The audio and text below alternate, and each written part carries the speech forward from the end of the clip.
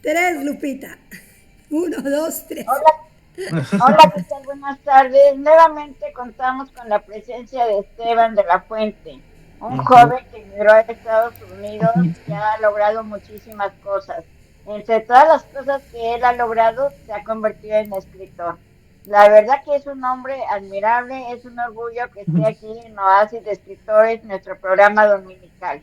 Le damos la más cordial bienvenida a Esteban, al maestro Octavio Urbina, que ya está conectado, a nuestra coordinadora general, que es Isaura, a una servidora, que es Mariló Amor, y a todas las personas que se vayan conectando. Adelante.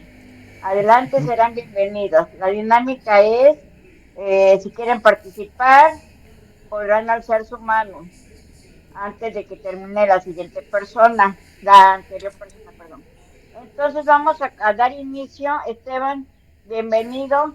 Quedamos la vez gracias. pasada con tu segunda parte de tus demonios hermosos, ¿te acuerdas? Ujú, Tus sí, hermosos demonios. ajá, Pero creo que ya has decidido en esta ocasión presentar un nuevo libro, ujú, que es A la sombra de los sauces.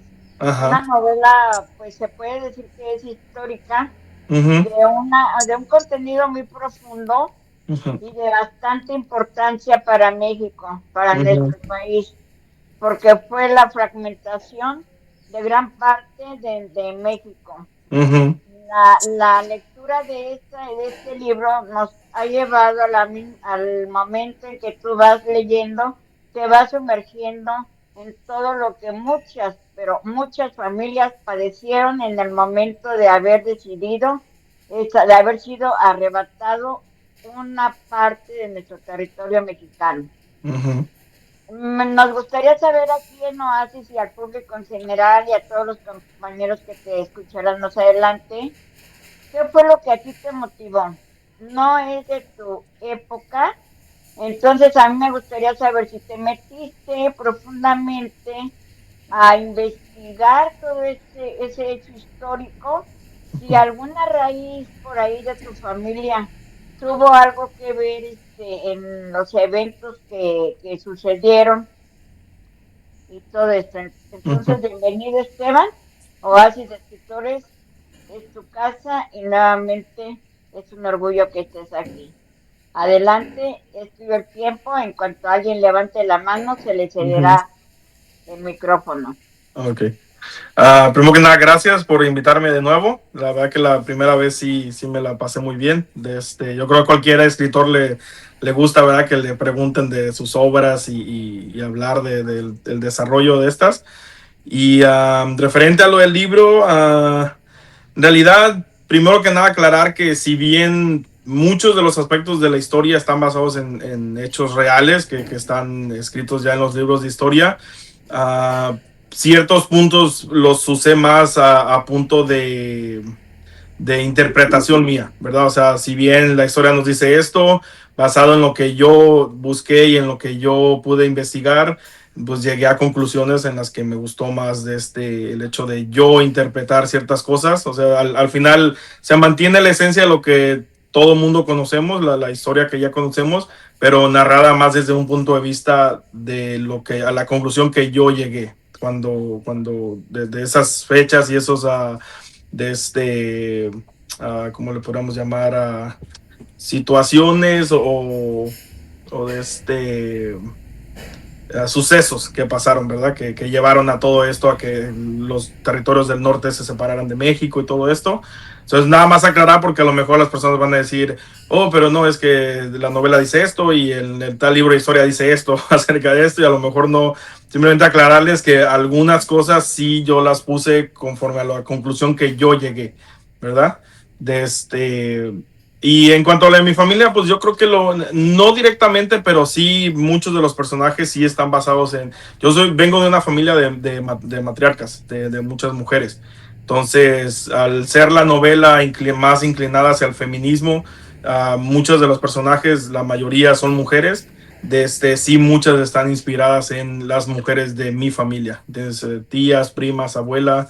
Entonces, no directamente, o sea, no un personaje como tal completamente, pero sí muchos detalles de que yo crecí viendo en mi familia. Así es. Así es, tu Ujú, evento se desarrolla durante el siglo XVIII ujú, y es enfocada a la familia Montebello. ujú, La familia Montebello quizás para ti es un foco que te llamó la atención. ujú, Los personajes de Jacinta también es otro foco que te llamó la atención. ujú, Pero sin embargo, la trama y la profundidad e importancia histórica que tiene tu libro, la verdad que vale la pena.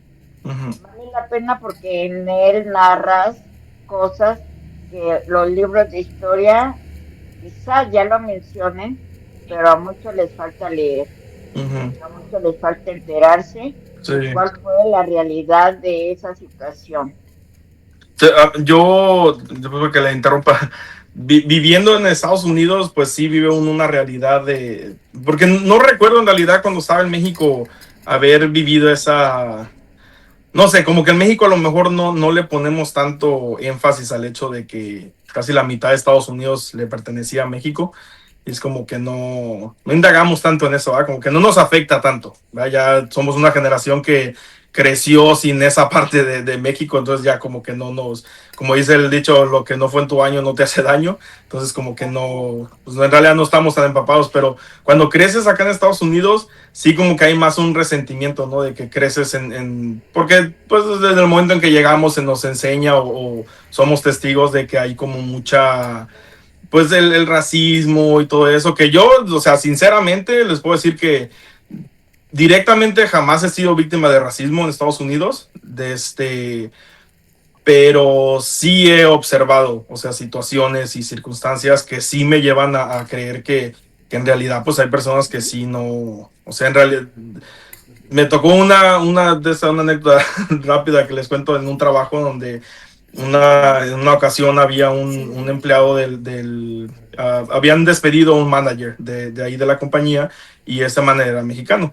Entonces, el hijo del dueño de la compañía, que todos eran americanos blancos, se le ocurre ir y decirle a otra persona de ahí de la warehouse donde trabajábamos que iba a estar de encargado mientras contrataban a un nuevo supervisor. Entonces, al enterarse de eso, otra persona que tenía muchos años trabajando ahí fue directamente con el dueño de la compañía y le reclamó que por qué le habían dado la posición a la otra persona si él tenía más años ahí.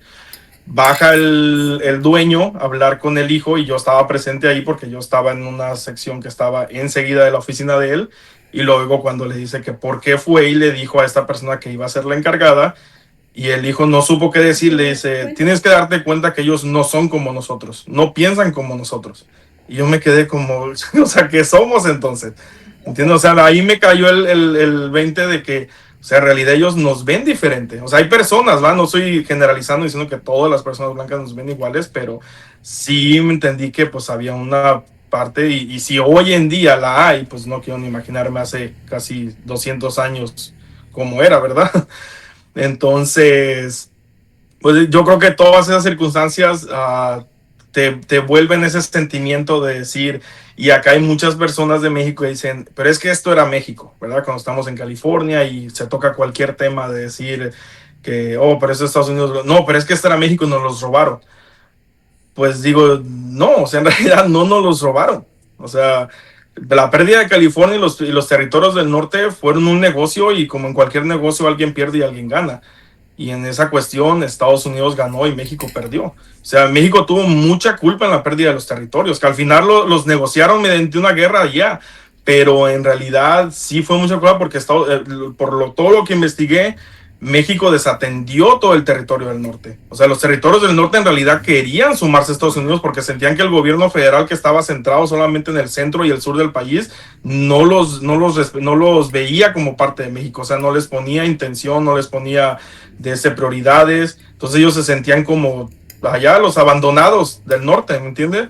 Y eso fue lo que conllevó todo el hecho de que al final pues Santana pues viendo más un beneficio para él, decidiera vender los territorios o sea, sí fue para terminar la guerra, pero al mismo tiempo él llevó su tajada buena, porque en realidad se le pagó por los territorios. O sea, aparte de que fue lo que terminó la guerra, también hubo un pago que fue directamente a Santana. beneficio, Entonces, o beneficio sea, para me ellos. refería más al hecho de que, o sea, ese sentimiento que hay aquí en Estados Unidos de que muchos mexicanos de que es que esto era México y nos los robaron, pero pues en realidad no conocen la historia y no la investigan tampoco. Es más fácil simplemente decir nos lo robaron cuando en realidad no es así. Fue un mal negocio, simple y sencillamente. Y la novela, pues, se desarrolla en tratar de medio explicar que también hay cosas como el hecho de que Estados Unidos se comprometió a reconocer la ciudadanía de todos los mexicanos que estaban en esos territorios, cosa que no sucedió y tuvieron que pasar meses y pleitos en el Congreso para que esto se diera. O sea, no fue algo automático, que se suponía que iba a ser automático, porque cuando hicieron el tratado estaba sobrescrito que automáticamente todas las personas que vivían en los territorios obtendrían la ciudadanía americana y sin embargo no la respetaron así.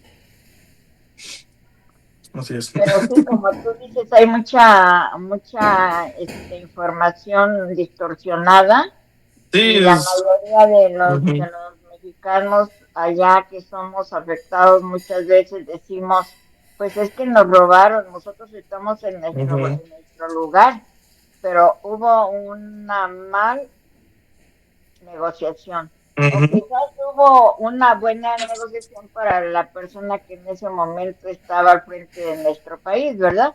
Sí, o sea, fue una ventaja, solamente no vieron lo demás, solamente para ellos, o sea, fue un Así individualismo es. nada más para, Y para no ganar vieron algo. a futuro tampoco, Ajá, la exactamente. futura Que, libertad. que hoy en día, o sea, en aquel entonces no sabíamos nada del oro, ¿verdad? Exacto. Hoy en día lo sabemos y lo vemos como, oh, ¿por qué vendieron todo eso sabiendo que en realidad no sabían que había oro acá?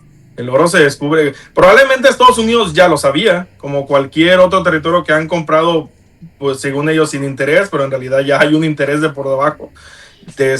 Ya sabían probablemente que había oro acá y lo mismo pasó con Alaska, o sea, no se sabía del petróleo hasta después de que ellos lo compraron por $7 millones a Rusia y después, unos años después sale que hay petróleo y lo mismo pasó con California, o sea, lo compran y que tampoco no se agregó directamente como un estado de Estados Unidos, se agregó como un territorio nada más, porque no sabían cómo implementar la adición de un estado que no era, porque México no fue esclavista.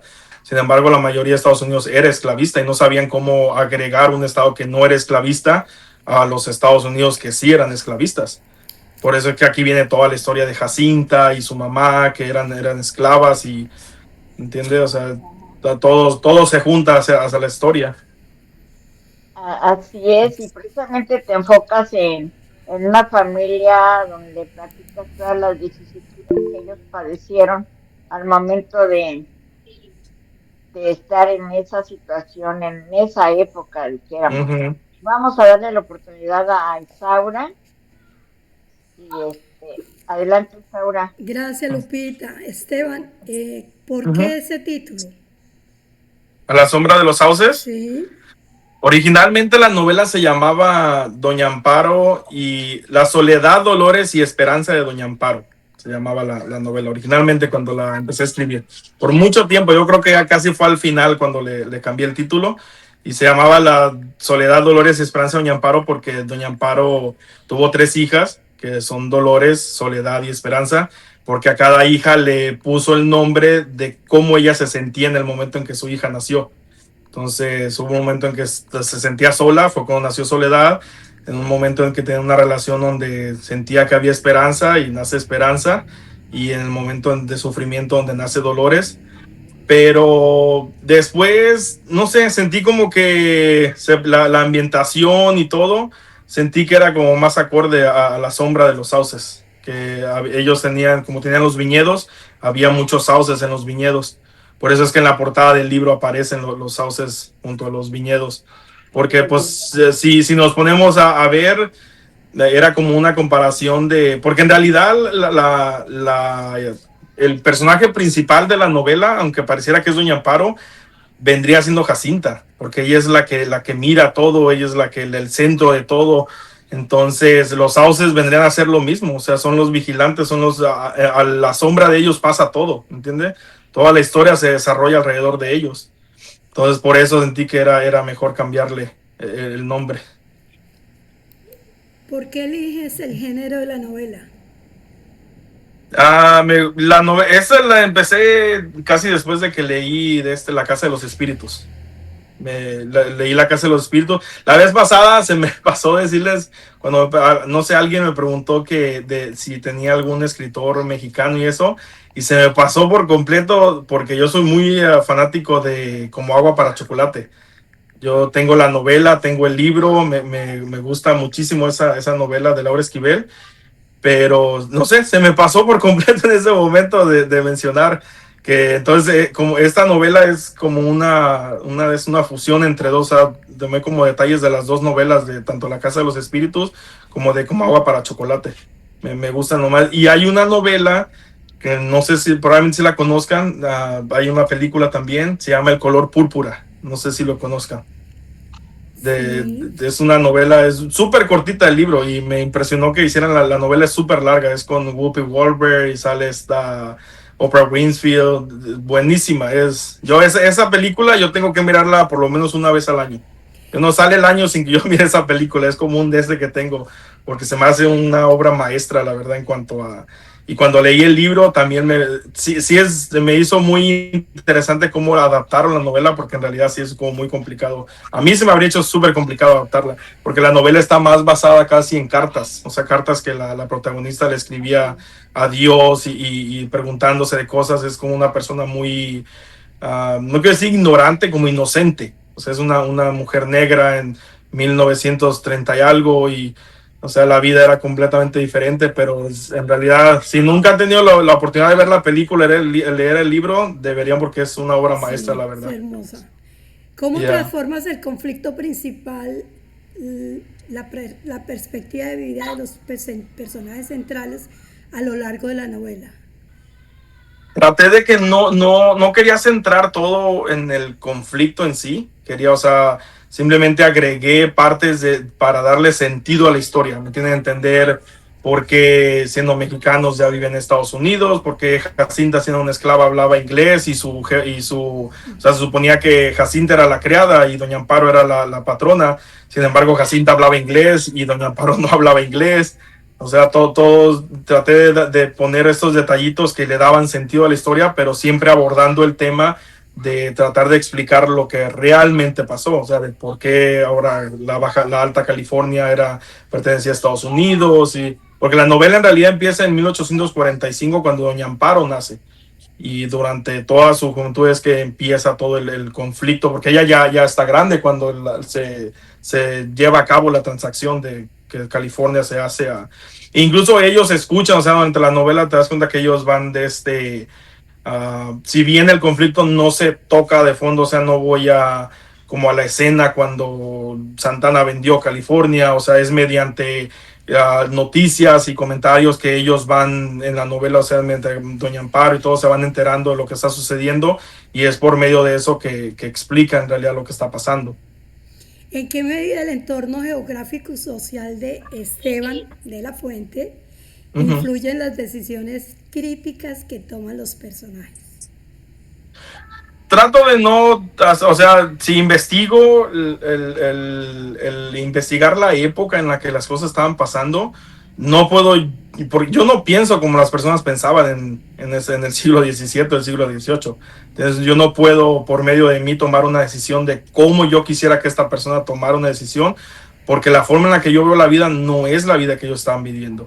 Me toca a mí investigar y ver las vidas de personas que vivieron en ese tiempo para darle un alma, un sentido a ese personaje, de decir, esto es lo que ese personaje hubiera hecho. A lo mejor a mí me hubiera gustado que fuera diferente y le puedo poner tal vez detallitos, pestañitas, nada más para dar lo que a mí me gusta, pero en realidad no puedes hacer que un personaje que vivía en el siglo XVIII actúe como una persona que vive en el 2025, en el 2026. Tienes que respetar esa línea, incluso a veces de la forma en la que hablaban. O sea, no te puedes expresar, no puedes poner un diálogo expresándote como tú quieres o como tú hablas hoy en día, sabiendo que las personas no hablaban así en ese entonces. Tienes que respetar todos esos detallitos y sí investigar mucho para saber cómo las personas se expresaban en ese entonces. Okay. ¿Qué recurso literario utilizaste para construir la tensión dramática y cómo afectaba esto la experiencia del lector. Pues casi, te digo, tuve muchas influencias de esas tres novelas que les mencioné, que son como las novelas más de época que yo había leído o había mirado las películas. So, sí traté, sí tiene mucha influencia, la verdad, de estas tres.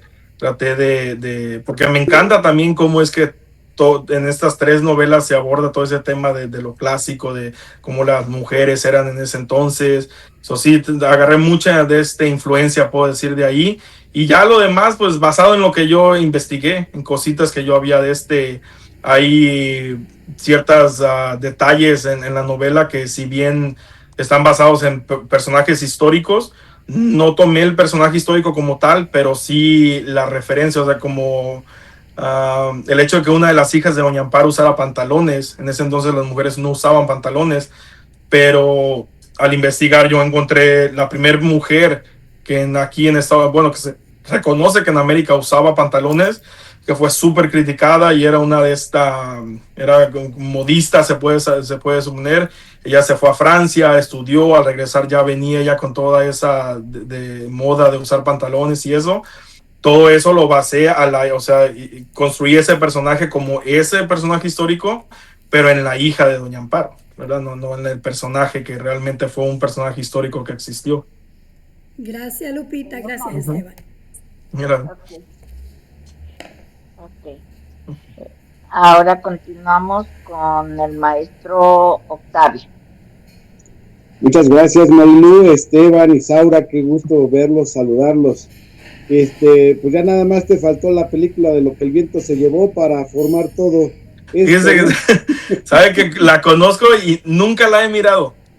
O sea, sé muchos detalles de ellos, como el hecho de que la primera mujer negra que ganó el Oscar por esa película, sé que es una de los clásicos de esa época, pero en realidad nunca la he mirado. Y siempre he tenido en mi cabeza el hecho de sentarme a mirarla, porque sé lo que es la película como tal. Y le voy a decir una cosa, Jacinta tiene inspiración de la nana de Lo que el viento se llevó. Me parece extraordinario. Sí. Mira, aquí una pregunta que pues me surge, es la responsabilidad que tienes como escritor y como investigador, porque estás mezclando precisamente la historia que tú has ido descubriendo y que la has ido pues cuadrando, porque no nada más es lineal, sino que vas de todos lados. Sí. Pero a la vez estás formando una nueva versión, donde, como bien lo mencionas, hay ciertas connotaciones que tú has tenido. Eso conlleva una responsabilidad muy grande para generaciones futuras, ¿verdad? Porque pues a la larga la gente no va a poder investigar o no va a tener esa curiosidad y va a tomar las cosas como reales, como hechos reales. ¿Has pensado en ello? ¿Has pensado en esa responsabilidad? Sí, por eso es que la tomo como lo que es, ¿me entiendes? O sea, tener la responsabilidad de escribir cosas que la gente, pues, si las lee, que sepan que son cosas que en realidad pasaron. Lo que es como hoy en día lo que pasa con los videos de la IA, ¿entiendes? O sea, que hay personas que los ven y ya no distinguen entre si es algo verdadero o no, y se quedan con eso, o sea, se quedan con el hecho de que es que yo miré esto en internet y si lo ven en internet ya lo aceptan como lo que es. Y no se dan a la tarea de realmente de ver bien el video, de investigar. Yo soy así, o sea, yo veo un video que me da una cierta señal de que no es algo verdadero, o una noticia, o sea, yo veo una noticia y si no la veo que o sea, si no veo un noticiero de los que yo considero que son fiables para dar una noticia, si la veo en cualquier portal o cualquier de este artículo en internet, yo me doy a la tarea de investigar y saber si es cierto. Y me sorprende mucho, y esto ha sido por muchos años, de ver cómo las personas se meten a comentar. Y cuando veo una persona comentar, o sea, desde el punto de vista ya sea de político o de historia, lo que sea, y decir, o sea, ¿cómo puedes tomar algo que simplemente estás viendo y decir es que es de verdad? ¿Me entiendes? O sea, ¿cómo vas a comentar y opinar de algo que ni siquiera sabes si es de verdad o no? Me sorprende mucho eso que hoy en día pase. Pues sí, eso es efectivamente lo que nos lleva al futuro. Y otra de las cosas, otra pregunta es, ¿has pensado en que se convierta en película? Sí, claro, desde que la estaba escribiendo. Desde que la estaba escribiendo, uno de mis grandes sueños ha sido siempre que esa novela se convierta en una película, porque siento que sí tiene mucho de dónde, ¿me entiendes? De hecho, esa novela cuando la estaba escribiendo, recuerdo que en una ocasión llegué a publicar y estoy hablando de, no sé, 2016, 2017, llegué a publicar unos capítulos en Facebook, y yo me recuerdo que me impresionaba la reacción de las personas, o sea, de verdad me acuerdo que me escribían y me decían, oh, pero es que no has puesto el otro capítulo, y ya como que de ahí pues estoy escribiendo algo que realmente, ¿me entiendes? O sea, sí, a la gente le está gustando, y por eso siempre traté de llevar la misma línea, ¿me entiendes? Desde el principio. Pero sí, sí, sí, es un sueño, la verdad, de que tener que en algún momento esa novela se llegara a ser una película. Incluso tenía yo las fotos porque yo tenía mis actores que eran la inspiración del personaje. O sea, en la cuestión de Doña Amparo, siempre Meryl Streep fue la inspiración que tenía. Después me puse a pensar más y decía yo, pero Salma Hayek sería la de esta perfecta, porque ella es mexicana y el personaje de este es mexicano, o sea, en realidad es mexicana, la Doña Amparo. Y tenía de esas de las hijas también, tenía Anne Hathaway y la otra chava que sale en la película de ella El Diablo Viste a la Moda y esas. Pero sí, siempre ha sido un sueño, la verdad, que en algún momento esa novela se llegue a desarrollar como una película. Pues además vives en California, entonces Sí, adelante, tienes todo por delante, sí, mucha suerte, mucho ánimo y ya, no claudiques, vas por ya muy no. buen camino. Claro que no. Gracias, Gracias. adelante. Tienes todo el material para cumplir tus sueños, nada más es que empieces a tocar puertas. Y Sí. ese es el espacio con el que no cuentas en ocasiones de querer llevar a cabo muchas cosas, Ujú. porque primero está la prioridad. ¿Saben? Pero En algún momento, cuando recién terminé la novela, le escribí no sé si conocen a Lin-Manuel Miranda. Él está más enfocado como en el cine musical. Acá en Estados Unidos, él tiene una obra súper famosa que es la de Hamilton, se llama. Es un musical de Hamilton, y hizo la nueva versión ¿cómo se llama? De Heights of New York o algo así. Es una película por la que Rita Moreno ganó el Oscar allá en los 60, 70, una cubana que ganó un Oscar, la primera, yo creo, latina que ganó un Oscar por esa película. In the Heights, creo que se llama. Habla sobre un barrio en Nueva York donde llegaban los puertorriqueños, y Rita Moreno es cubana, pero ella hizo ese papel, creo que puertorriqueña, y ganó un Oscar por esa. Y él hizo la nueva versión, pero está súper pegado, o sea, está súper involucrado en Hollywood. Es el que hizo la música de la película de Moana, ha hecho varias de esas para Disney. Y le escribí a él y me contestó, me envió una carta de regreso que ahí la tengo todavía como una postal y escrita a mano agradeciéndome, pero sí me dijo que él no era su lado, porque él está más enfocado en como todo lo que tiene que ver con música. O sea, las películas que él produce casi todas tienen que ver con música. Tienen musicales, escribe mucho para Disney, como le digo, y todo eso. Entonces, pero sí me sorprendió que me hubiera respondido, porque, o sea, acá en Estados Unidos él es súper importante, la verdad. Tiene ya un lugar muy, muy él es nacido acá, pero es de familia puertorriqueña, de Manuel Miranda. Y está súper joven. Yo creo que debe ser menor que yo creo, tal vez. No, sí. Bueno, perdón, los directores mexicanos, Cuarón, Iñárritu, Del Toro, alguno de No, ellos, no he encontrado como la de esta para, la como línea. para dirigirme. Yo me acuerdo con Manuel Miranda, no sé cómo estuvo que miré algo donde aparecía un email de su Okay. oficina. Y creo que por ahí, no recuerdo la verdad cómo llegué a eso, porque la mayoría, si buscas como una forma de contactar con directores y ellos, siempre te van a dar como casi la de su management office que tiene, que es una compañía que se dedica nomás a representar y eso. Y pues sí sentí como que esas se pierden, ¿entiendes? Que me imagino la cantidad que deben de recibir y eso. Y entonces buscaba más como una línea más directa, ¿me entiendes? de dónde, porque mi idea era de no solamente escribirles, sino de enviarles el libro para que lo miraran. O sea, no quería nada más como hablarles de una historia, de una idea, sino de que vieran el libro, si tuvieran la oportunidad que lo leyeran. Pero sí, o sea, yo creo eventualmente tener que buscar el tiempo y la manera de tratar de conseguir un contacto o algo con alguien para ver si, ¿entiendes? Si se puede dar. Claro que Vamos se puede a dar. buscarlo, vamos a ayudarte también. Ya, Sumo eso. gracias. Claro que se puede dar, claro que se puede Ajá. dar. Y todos los sueños se hacen realidad cuando uno es perseverante, cuando Ujú, uno busca las cosas o se apoya en alguien más. Cuando tú ujú, manifiestas como en este momento, quizás ya esté saliendo la idea de alguien o en alguien que ¿Están diga, partidos? pues yo puedo facilitarle ¿Cuánto? el camino o hacerle ujú, saber ¿Presenta? Y alguna información más cercana y todo. ujú, Porque tu novela mezcla historia, mezcla amor, desamor, inclusive la infidelidad también la ujú. mezcla. Tiene Entonces, mucho realismo mágico. Me gusta haces un mucho eso. cóctel de toda esa mezcla Ujú, y es una historia muy bonita.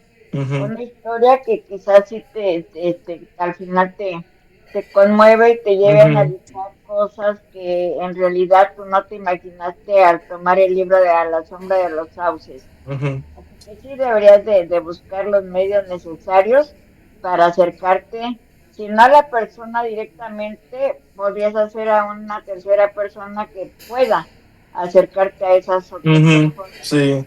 No, sí, Eso es es una historia muy compleja, la verdad. O sea, muy la bonita. relación de madre con las tres hijas y el Sí, hecho de que les tenga envidia porque pues, ya son sí. más bellas que ella y todo Familia eso. O sea, linda, son temas exacto.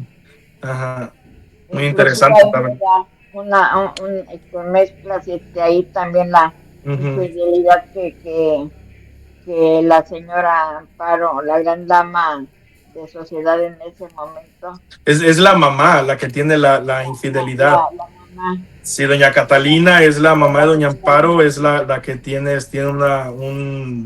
una de esta relación con el capataz de la hacienda.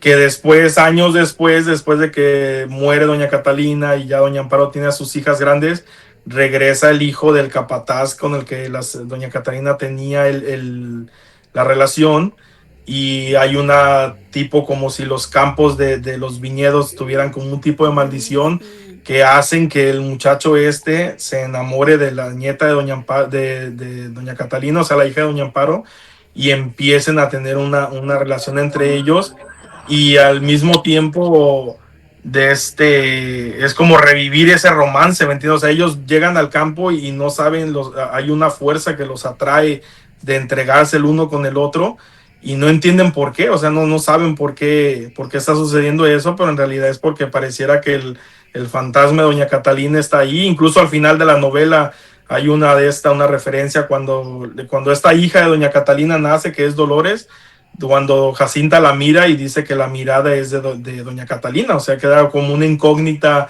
de que a lo mejor la abuela reencarnó en la nieta, ¿entiendes?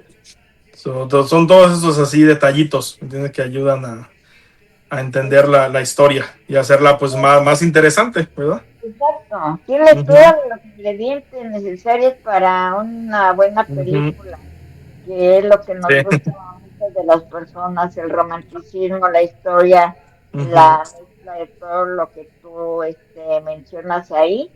ujú, Y ojalá que sí te des un poquito de tiempo o puedas no despegarte tanto de personas que te puedan apoyar en un momento dado.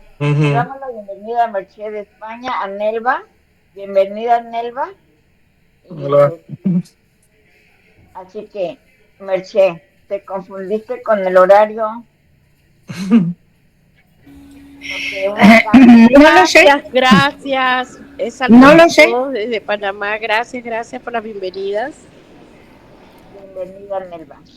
Este, Presento disculpas porque no había visto que estaban en sala. Gracias. ya. Buenas noches. Yo creo que habéis empezado hace como 3 cuartos de hora, ¿no? Sí, te creo. Ujú. Claro, pero yo lo llevo intentando desde ese tiempo, ¿eh? me di cuenta. No me había confundido con el horario. Aquí en España, hace 3/4 de hora eran las 9 de la noche y ahora son las 10 menos 20. Lo que pasa es que, aunque me he metido a las 9, bueno, somos varias, que no nos habéis dado entrada. Mira, están esperando también Sonia Vargas, que no le habéis dado entrada, y también Cris Mayra Castillo. No nos habéis dado entrada a ninguna de las tres. No sé cuál es el problema, pero ya estás aquí, que ya estás escuchando la historia de A la sombra de los sauces. Está nuestro estimado escritor Esteban de la Fuente, y es una historia que está presentando muy interesante de un hecho histórico aquí en nuestro país y en Estados Unidos, la fragmentación de un territorio muy importante que padeció en nuestro país. A través de la narración de Esteban, nos ha llevado a imaginar incluso estar a la sombra de los sauces, porque también tiene una forma de narrar, de platicar, que te involucra en el tema. Así que bienvenida, Merche, Nelva, bienvenida nuevamente, y adelante, Esteban, si gustas comentar algo. Pues nada más, si quieren, les doy una de esta descripción breve de lo que es la historia. La historia empieza en 1845, cuando Doña Amparo nace. Doña Amparo tiene una hermana, son la familia Montebello, o sea, es don Gilberto, doña Catalina, son los padres. Luego tienen a doña Lorenza y a doña Amparo, que son las dos hijas. Doña Amparo heredó la belleza de don Gilberto, que es un hombre sumamente apuesto. Doña Lorenza, pues al parecer hereda la apariencia de su mamá, doña Catalina, que al parecer no es una mujer muy agraciada, y se rumora incluso en la época que al tener estas dos sirvientas que eran esclavas, que eran Jacinta y su mamá, Manuela, que es la que al parecer usó algún tipo de brujería para que amarrar el amor de don Gilberto con doña Catalina, y son rumores, ¿verdad?, que se corren en la época. Entonces doña Amparo crece creyendo pues que es la rosa del jardín, ¿no? O sea, es la mujer más hermosa de todos los alrededores, y la hermana Lorenza pues crece a su sombra porque no es tan agraciada, no es tan divertida, se podría decir carismática. Y el momento en cuando se arregla el matrimonio de doña Amparo con un hijo de un banquero de la región, ocurre algo ahí, que el hijo se enferma en una cena y toca quedarse ahí en la casa de los Montebello, y al estar todo enfermo, doña Amparo, al ser una mujer súper vanidosa, no se quiere hacer cargo de él, y es doña Lorenza que se encarga del que va a ser su cuñado. Él termina enamorándose de ella por todas las atenciones que ella tiene con él, y terminan huyendo, se van a Europa, y doña Amparo en ese momento pues aborrece completamente a su hermana, y al grado de que no quiere ni usar ropa de Europa, porque escucha que ella está trabajando allá en Europa en alguna fábrica donde hacen textiles, y le pasa por la cabeza que alguna de esas hilos con los que se hace la ropa pudo haber sido tocada por su hermana, y es tanto su odio hacia ella que ni siquiera ropa de allá quiere usar.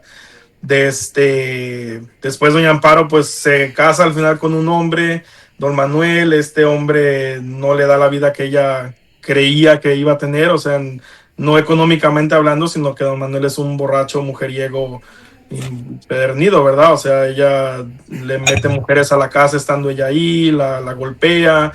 Ella pide que Jacinta se vaya a vivir con ella cuando ella sale embarazada, y por eso es que nace la primera hija, que es Dolores, que es cómo se siente ella cuando su hija nace.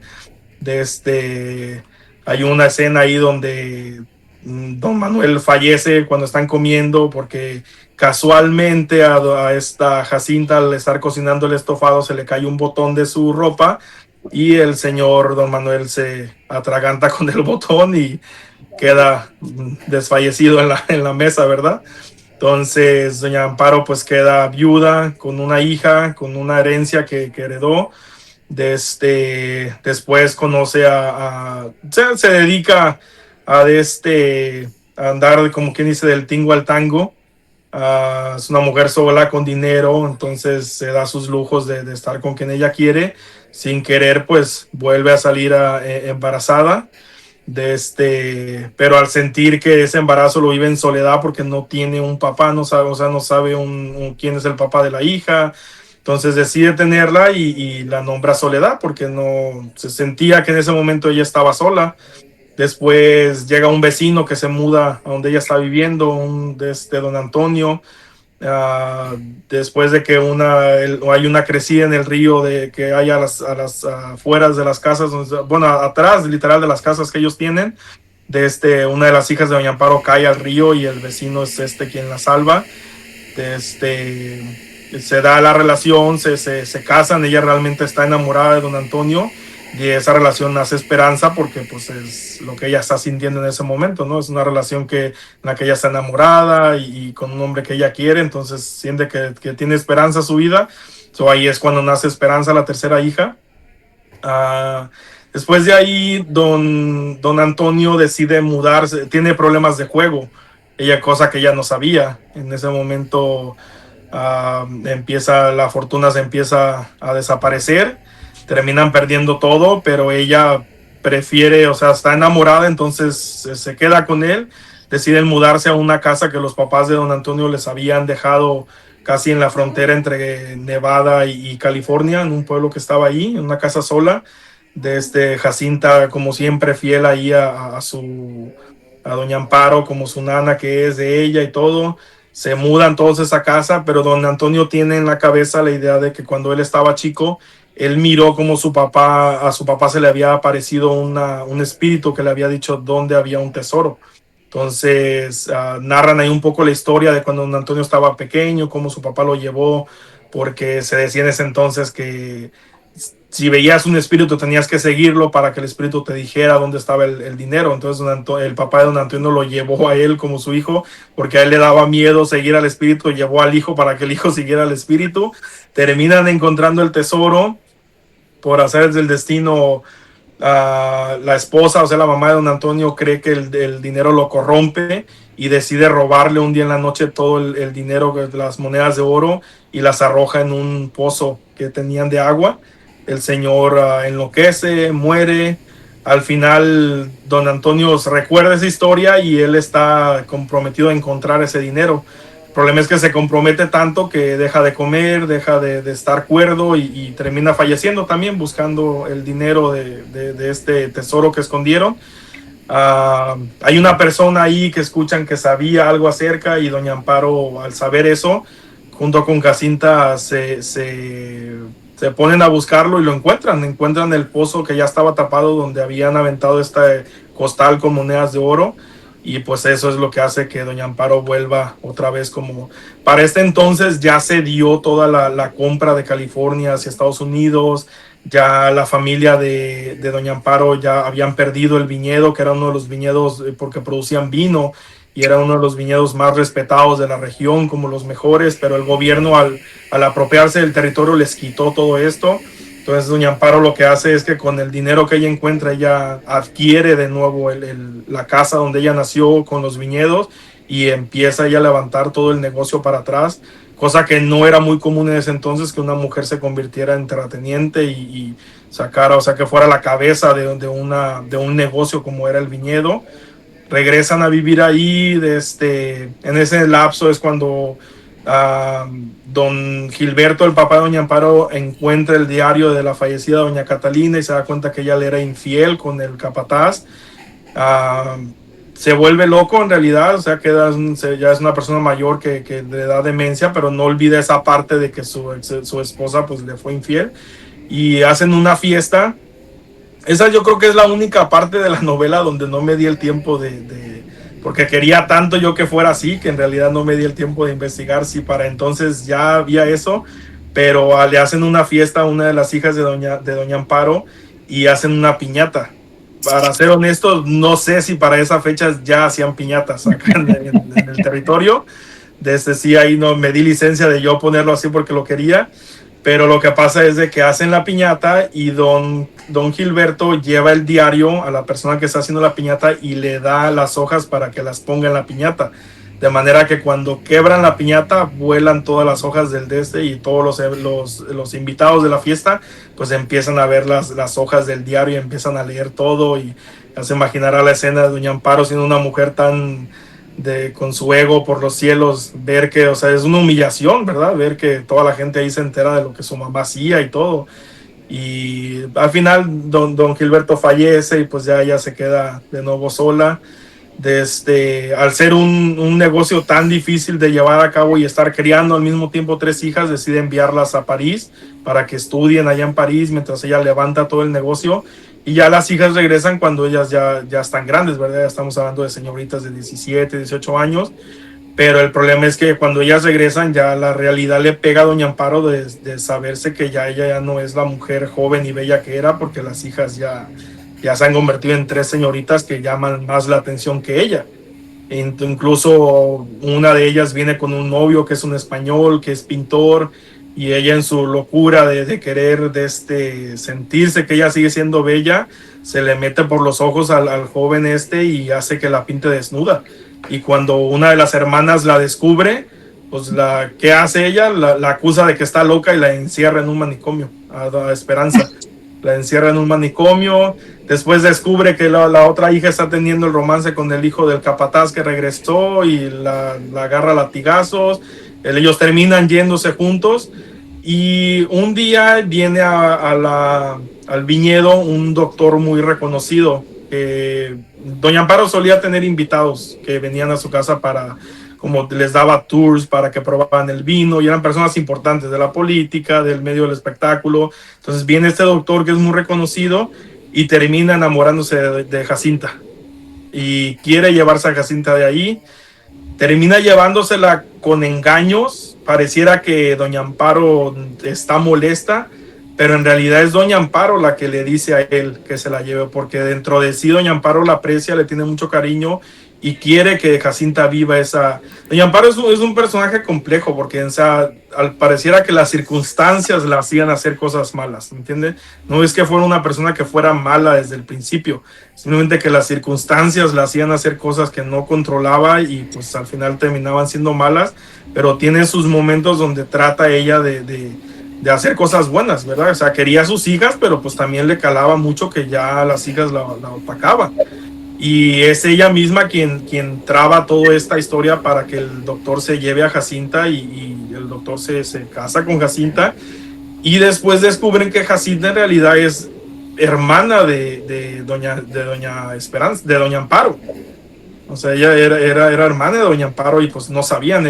Por medio de eso es que ella logra sacar a la hija de doña Amparo del manicomio, porque en realidad solamente un pariente la puede sacar de allí y el único pariente que tienen pues es ella.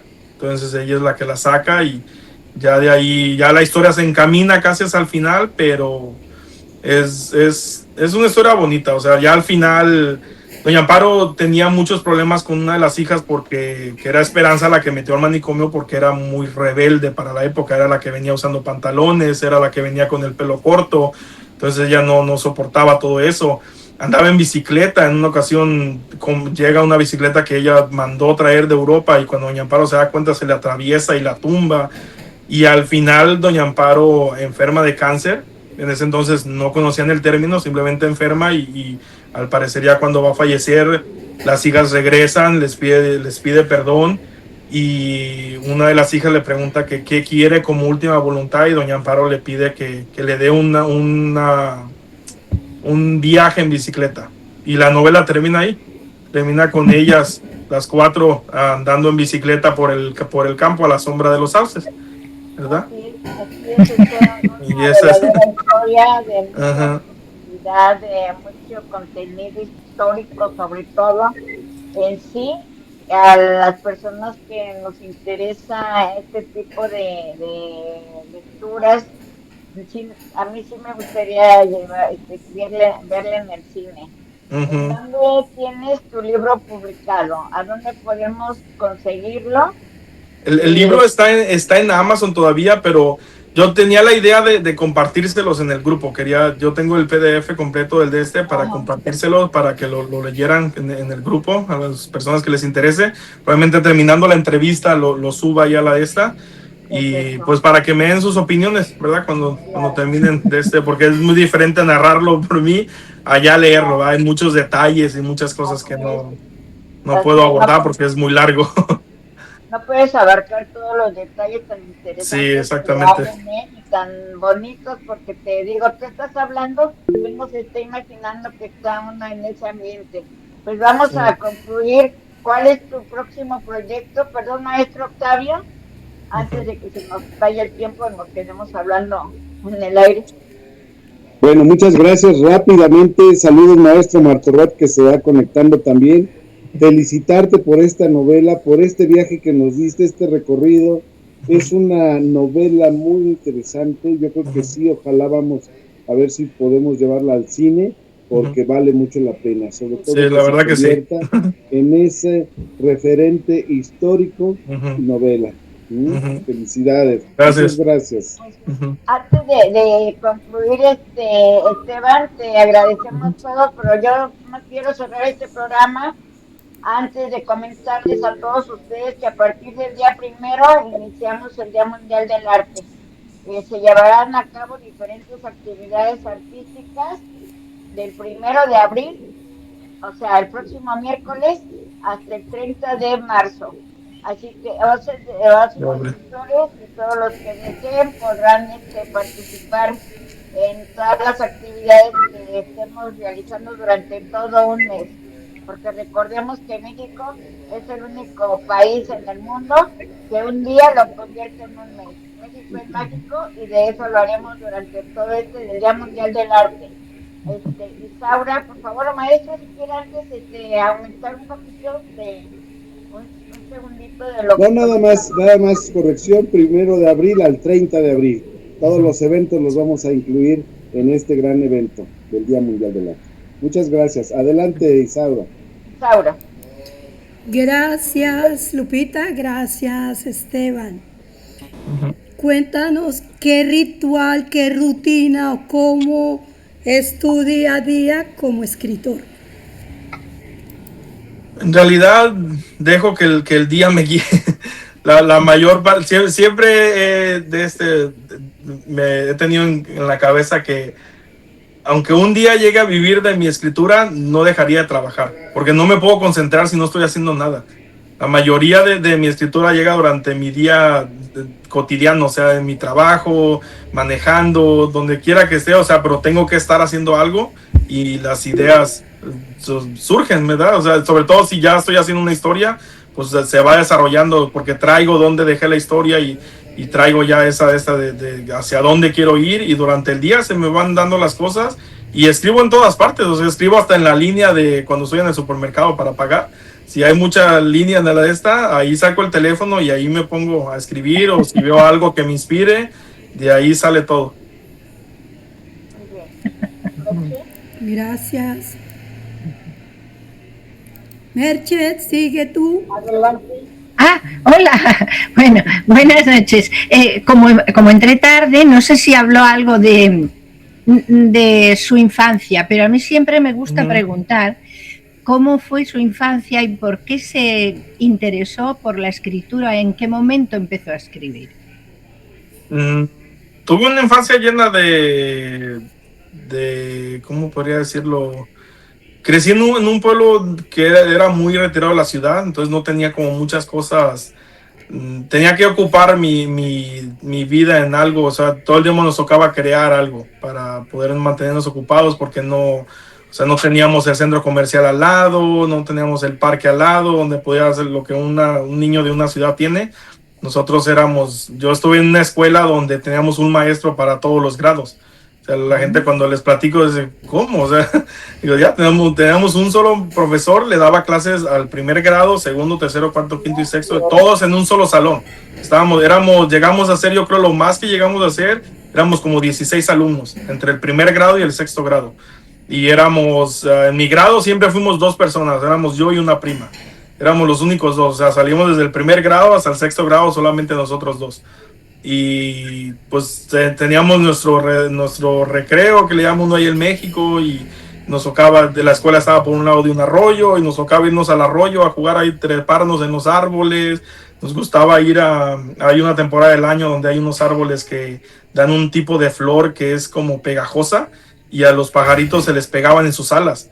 Entonces, si los pajaritos esos, al no poder volar, caían, se los comían los animales, y nosotros estábamos desesperados por salir al recreo para irnos al arroyo y buscar estos pajaritos para les quitábamos esas cosas para poderlos dejar que siguieran volando, porque si no sabíamos una culebra o cualquier animal se los comía.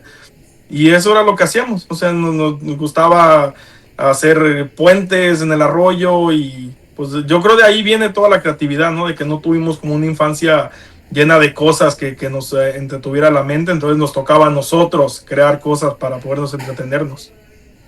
Claro, claro, eso suena aparentemente muy triste, pero realmente lo que produce es un gran desarrollo en los niños y en las niñas. O sea, realmente es una fortuna, es un... Sí, no, yo recuerdo las Navidades, o sea, yo de verdad se lo digo, ayer cumplí 39 años, y yo recuerdo las Navidades de mi infancia, y eran mágicas. O sea, de verdad yo tenía un sentimiento de magia que ya no siento hoy en día. Yo lo sentía, y lo sentía desde noviembre. O sea, se sentía en el aire, al ser un pueblo pequeño. O sea, ya llueve y crece toda la malva, y las personas pues no limpian todos los días porque saben que pues va a llover muy seguido y la malva va a seguir creciendo. Solo lo que hacen es que espera que pase la temporada de lluvias, que ya es a finales casi de octubre. Empezando noviembre, al no llover, todo este tipo de malva se empieza a secar, y ya las personas empiezan a limpiar sus patios y empiezan a quemar toda esa malva en la parte, y ese olor a quemado de malva, o sea, ya te decía eso, que ya Navidad estaba a la vuelta de la esquina, ya venían vacaciones, y todo ese tipo de detallitos. O sea, era una magia que hoy en día ya no la siento, de verdad. O sea, es una cosa extraña. Claro. Comprendo. ¿Y cuándo empezar a escribir? A escribir como tal, o sea, de sentarme a escribir ya una novela, yo creo que ya empecé como hasta los 21, ya vivía acá en Estados Unidos. Pero el primer libro que realicé en mi cabeza, y que llegué a hacer anotaciones, no lo escribí como tal, pero llegué a hacer anotaciones, tenía 12 años, y yo creo que fue el último año que estuve allá en México, y era un libro completamente de fantasía, se llamaba Tierra de Reyes, pero hablaba de un mundo donde había 4 reinos y vivían 4 razas diferentes, y para 12 años lo tenía súper desarrollado, la verdad. O sea, tengo súper detalles, y aún así aquí ya en Estados Unidos, cuando empecé a escribir, llegué a escribir algo. Yo creo que tengo alrededor de 150, 200 páginas de esta historia, y en algún tiempo me daré el tiempo para terminarlo y verlo publicado también, porque también es buena historia. Claro que sí, claro que sí. Yeah. Pues muchas felicidades, me alegro Gracias. mucho. Aquí en México, ¿dónde vivías, perdón?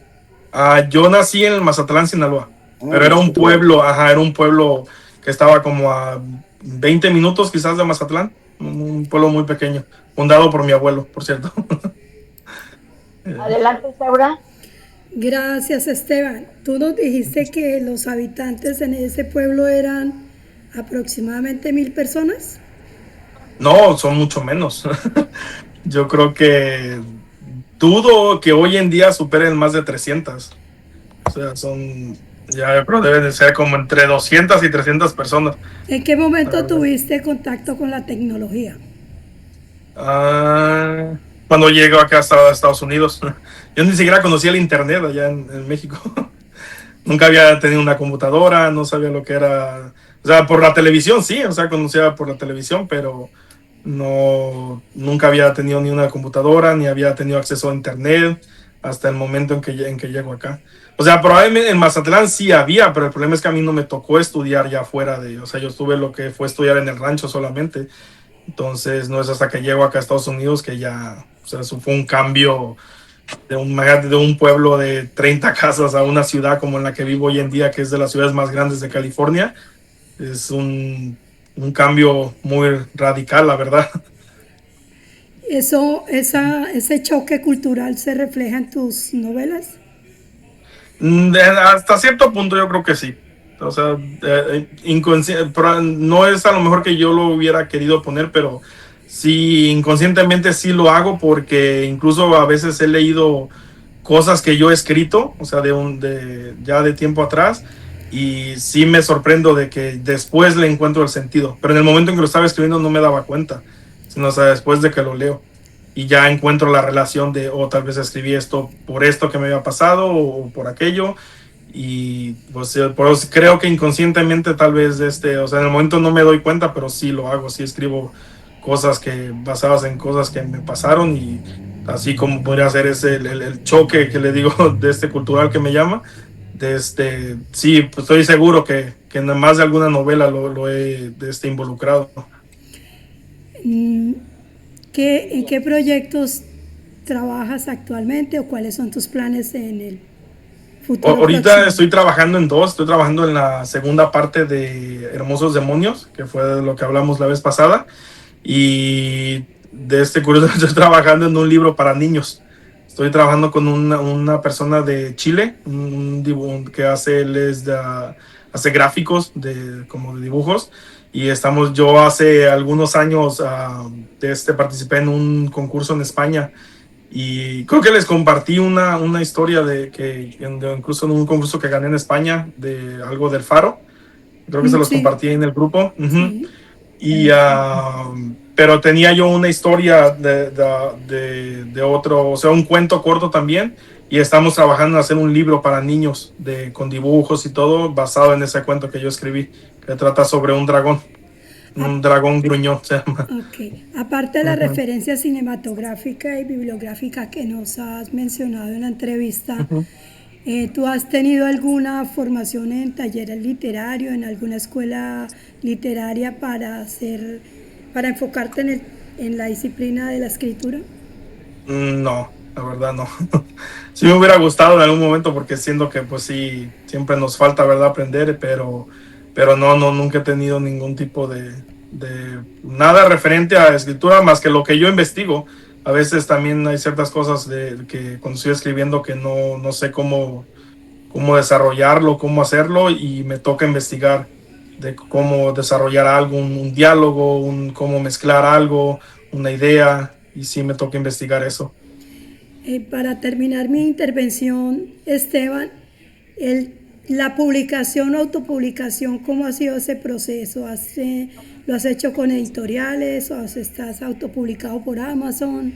Sí, pues la vez pasada les comentaba eso, que lo difícil que es realmente que hoy en día, más que nada, las editoriales te pongan atención, más porque pues aunque ya tengo tiempo escribiendo, te consideran un escritor nuevo, porque si no tienes una novela que ha tenido éxito a nivel comercial, pues sigues siendo un escritor nuevo. Y incluso me pasó con un agente literario que hay en México, creo que se llama Verónica, la señora. No recuerdo el nombre. La agencia literaria tiene el apellido de ella, pero se llama Verónica. Y le mandé una de esta y me contestó que ella no trabajaba con escritores a menos que fueran por recomendación. No entendí mucho a qué se refería, porque no entendía quién tenía que recomendar o nada, pero eso fue lo que me contestó, que ella solamente trabajaba con escritores que llegaban recomendados, me dijo, a la agencia. Pero no entendí mucho eso, recomendados por quién, no entendí, pero pues sí, es un trayecto, la verdad, difícil, más que nada hoy en día. Y de autopublicar, sí he publicado en Amazon. Es fácil, la verdad, publicar en Amazon, pero pues si no tienes el respaldo también de una editorial que haga promoción y todo eso, pues no pasa mucho, ¿verdad? En Amazon hay miles y miles de libros autopublicados. Entonces, Gracias, Lupita. Gracias, Esteban. gracias. No sé, el maestro Martín Martorell, si quiere hacer un breve comentario, porque ya estamos un poquito en tiempo. Micrófono. Ya no, ¿verdad? Su micrófono está apagado, maestro. Ya. El micrófono, maestro. Ya vio. Desactiva el micrófono, maestro. Ya. Ahí está. ¿Ahora sí me oyen? Sí, ahora sí. Esteban, felicitarte por esa novela Gracias. que nos acabas de narrar. Ujú. La mera verdad, se ve, aunque digas que eres autodidacta, se siente mucho peso de conocimiento de cómo se hace una novela. Gracias. Realmente es una novela. Ujú. Yo me sentí identificado contigo porque yo hice mi parte de mi primaria en Los Mochis, Sinaloa, o sea, muy cerca de por allá. Paisano, sí. Mi apellido tiene por ahí un ligero acercamiento a los viñedos de Baja California. El Valle de Guadalupe. Un tataranieto, tatarabuelo, anduvo haciendo viñedos y vino por allá. Se apellidaba de la Torre, sin embargo, después apareció en una novela que se llamó El Zorro, y el Zorro era de La Vega, para perder el nombre, pero se supone que era el abuelo, el tatarabuelo de la familia de la Torre. Entonces me pegó. Y como yo, aparte de escribir, pinto, quiero agradecerte el regalo que acabas de decir, que nos vas a mandar el PDF, y en cambio tú me mandes una foto de ti en 3/4 y te pinto un retrato y me mandas a dónde te lo regreso y te lo regreso. El compañero Octavio ya tiene uno, la compañera Marilu ya tiene uno, Mercy todavía no tiene, espero que me mande su foto. Isaura, ¿hay dos Isauras o es la misma? Una. Es que aquí tengo dos fotitos, una que dice Isaura y parece jovencita, y luego está otra de Isaura y se ve un poquito mayor. No sé si son dos. Esa es madre, maestro, madre e hija, que pues descanse. Madre e hija, algo así.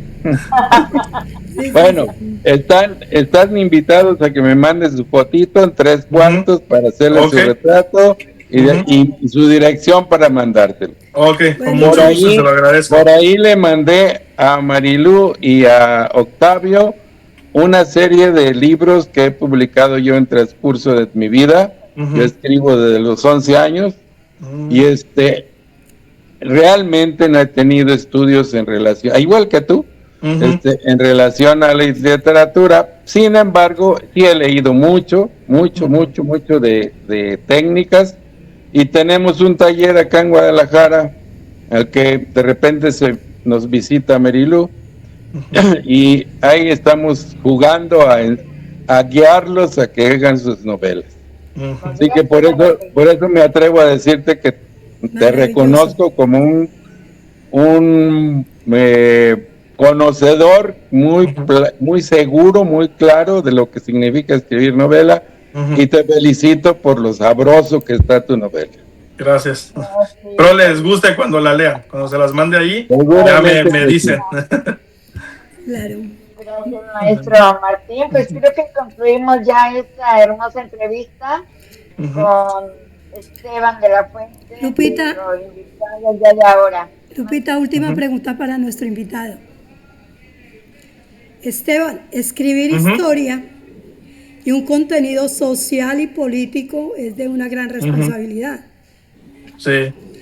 Tu novela está dentro del marco ficción histórica.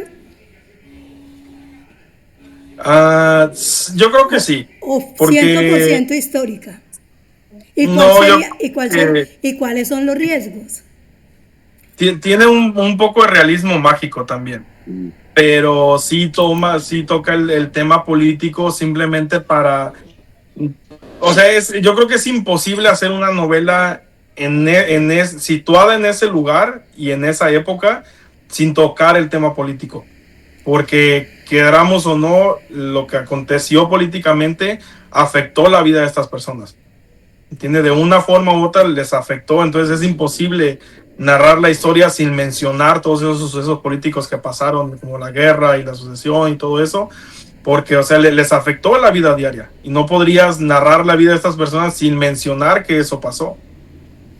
O sea, sería imposible. Son cosas que van de la mano y van a ser así siempre porque sucedieron así. Gracias. Sería como hablar de los egipcios sin hablar de las pirámides. Gracias. Y otra pequeña intervención. Mencionaste que estás haciendo un cuento para niños. ¿Cómo logras fusionar esos dos géneros tan no opuestos y sí opuestos? Pues si estoy trabajando en un cuento, estoy 100% escribiendo un cuento, y si estoy haciendo una novela, estoy 100% haciendo una novela. O sea, me enfoco en lo que estoy haciendo en el momento, ¿entiendes? O sea, mi cabeza trabaja en lo que está haciendo.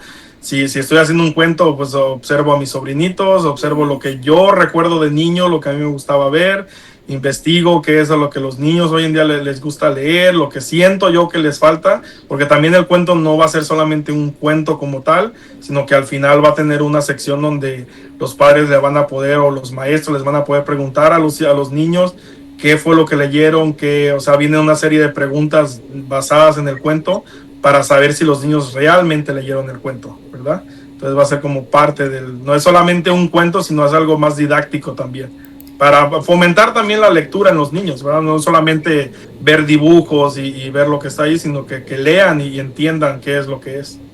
Gracias, muy bien. Gracias, Lupita. Pues, en cuanto lo tengas, acá te esperamos, ¿no? Los sí, claro. Claro que sí. Pues muchísimas gracias por tu participación y nos vemos el próximo domingo. Gracias a todos por el tiempo. Gracias, hasta luego. Ay, Lupita, perdón. Gracias.